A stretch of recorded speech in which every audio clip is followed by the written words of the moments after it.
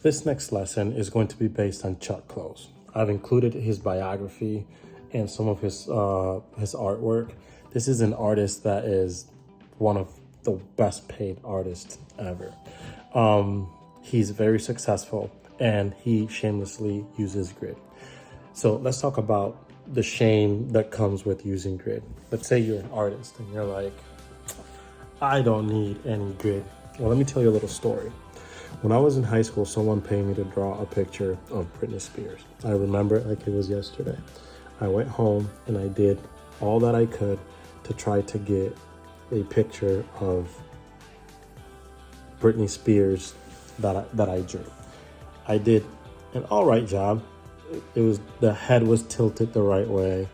It kind of looked like her because I was like super skilled. But this person that was paying me wanted a picture of Britney Spears. They didn't want an attempt of Britney Spears.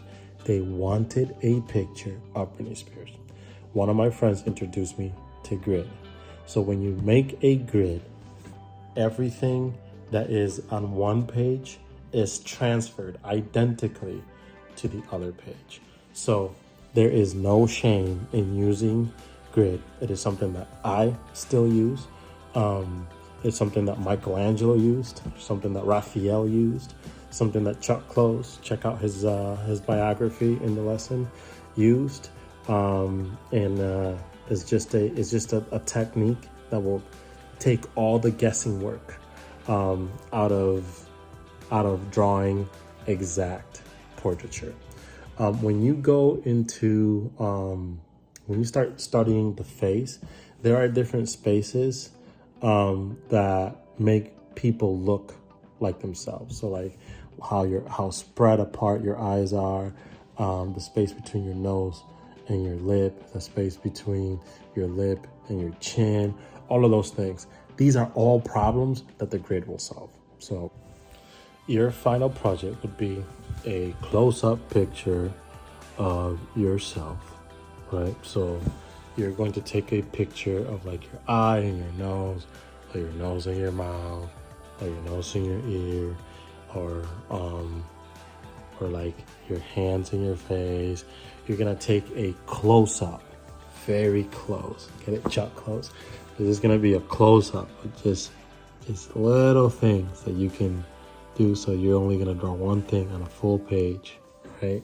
And then you're going to be able to create not a full portrait. This is just going to be a close-up of some features of your face. I'm sure that some of you are going to ask for exceptions.